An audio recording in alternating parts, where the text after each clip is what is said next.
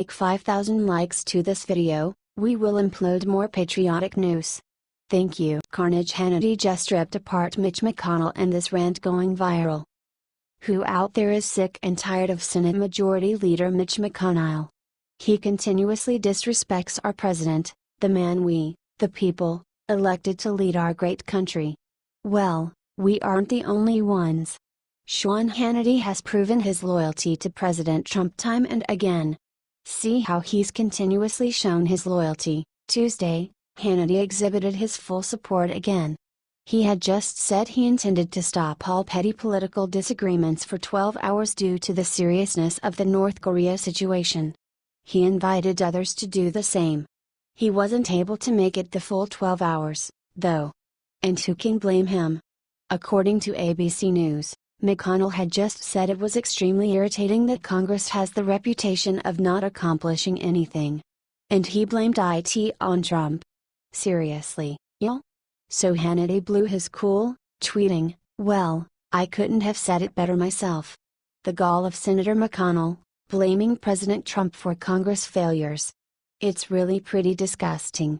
He actually whined that Trump had excessive expectations for Congress. What? How dare anyone expect that they actually get something done? Wow. Just wow.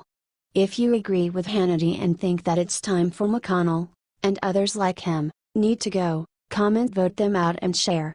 H/T.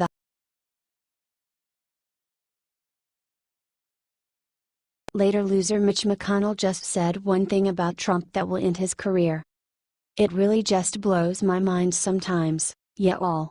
You think there is nothing else that Mitch McConnell could do to embarrass himself at this point? Not during a break and after the Obamacare repeal disaster. Wrong. McConnell decided to give a speech to a bunch of Kentucky donors where he revealed how he thinks it's actually Trump's fault he failed in Congress. McConnell blamed the Obamacare failure on Trump, expecting Congress to do too much work. Mitch McConnell told the crowd of donors at the Florence Rotary Club in Kentucky, "Now our new president has, of course, not been in this line of work before, and I think has excessive expectations about how quickly things happen in the democratic process. And so, part of the reason I think people feel like we're underperforming is because too many artificial deadlines unrelated to the reality and the complexity of legislature may not have been fully understood. And so what I'm asking of you is to judge this Congress when it finishes. And so, part of the reason I think people feel like we're underperforming is because too many artificial deadlines unrelated to the reality and the complexity of legislature may not have been fully understood. And so what I'm asking of you is to judge this Congress when it finishes. Hey, I'm gonna do Mitch McConnell a big favor right here. Let me tell Congress why people feel like you all are underperforming. Congress has been so clogged up and ineffective for decades now that America has lost all faith in it as a governing body. That's what really happened. Look, maybe it's time for Mitch to go. What do you all think? He had a good run, but there's gotta be someone out there who won't try and claim a big loss is actually a win, but nobody notices it because they are all being too critical.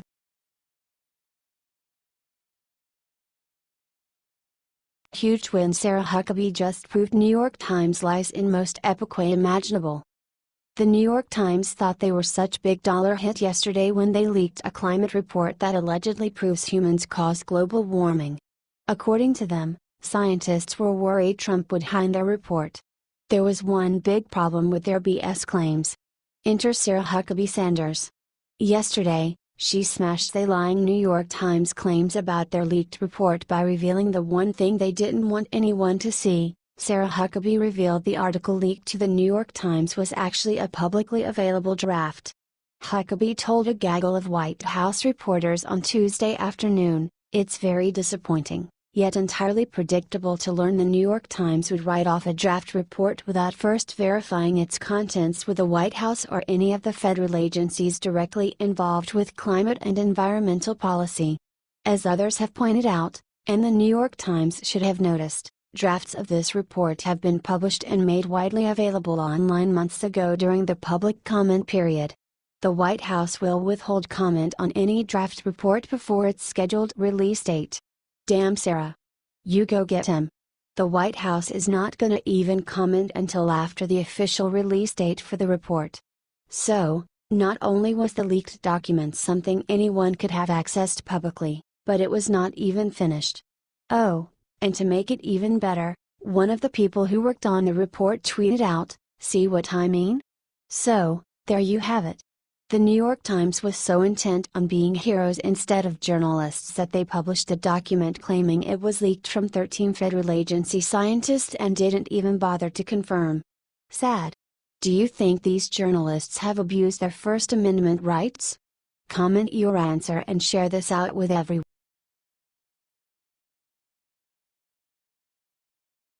When Trump just went to speak on opiate epidemic, Melania did the incredible. President Trump held a meeting in New Jersey Tuesday to address the nation's growing opiate crisis. President Trump outlined the crisis in no uncertain terms, saying at one point, "It is a problem the likes of which we have not seen. The opiate epidemic is ravaging the nation and people continue to die and have their lives ruined." President Trump is no stranger to addiction. His older brother died at the age of 43 after struggling with alcoholism. Throughout all of this, First Lady Melania Trump was at the president's side. Melania tweeted that she would be at the event earlier that day. Melania then launched the #StopDrugAddiction headline. This is a big step for Melania, who normally shies away from policy debates. The move is reminiscent of Nancy Reagan, who publicly advocated the Just Say No campaign meant to combat the crack epidemic. Melania was next to her husband throughout the meeting, providing him support the entire time. President Trump gave a great talk about this serious issue. Check out this short clip here. Throughout the speech, the president made one thing abundantly clear: we will fight this deadly epidemic and the United States will win. This drug crisis is tough and has so far ruined countless lives. President Trump is tough too though. If anyone can put the brakes on this awful epidemic, it's him, and it's great to see Melania will be fighting right alongside him. H/T Daily Mail.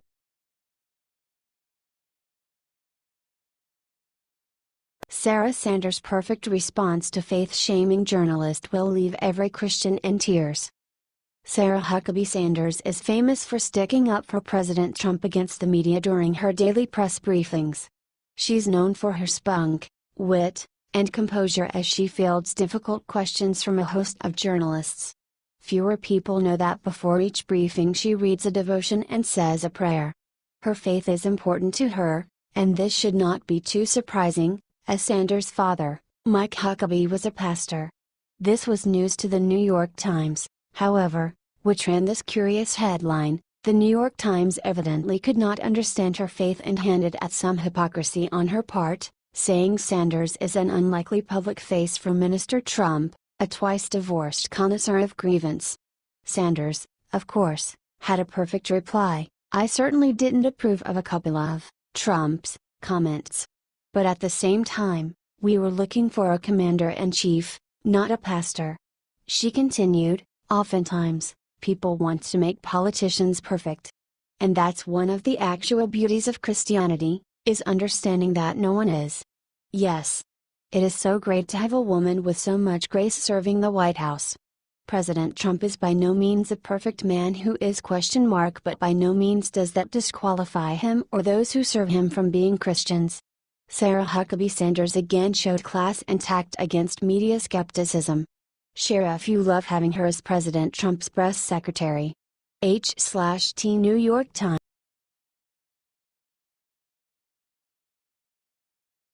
Right after Blumenthal attacked Trump, Trump gave him the ultimate karma. President Trump accused Senator Richard Blumenthal, D. Connecticut, this morning of lying about his military service. Then he hit him even harder this afternoon. "I think Senator Blumenthal should take a nice long vacation in Vietnam, where he lied about his service, so he can at least say he was there," Trump tweeted. Trump is freaking brutal. Trump is speaking about the fact that Sen. Blumenthal admitted that he didn't serve during the Vietnam War. He was only a reservist. Here is the interview that caused Trump to resist on Twitter. This morning, Trump accused Blumenthal of being a phony Vietnam con artist. This attack came after Blumenthal whined to CNN that he was concerned that the Department of Justice is weaponizing laws after they threatened to crack down on leaks. Blumenthal said this to Trump this morning. Blumenthal fired back after the first tweet, writing, "Mr. President, your bullying hasn't worked before and it won't work now. No one is above the law. Share this if you think Trump is a hero for taking on the swamp. They are fighting back, but we the people will not let down. Do you still have his back?"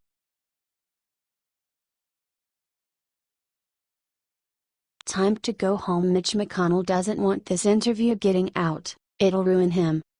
Senator Mitch McConnell gave a speech at a Rotary Club meeting in Kentucky on Monday where he tried to explain away the legislative Republicans' failures to repeal and replace Obamacare, something they had been promising for 7 years.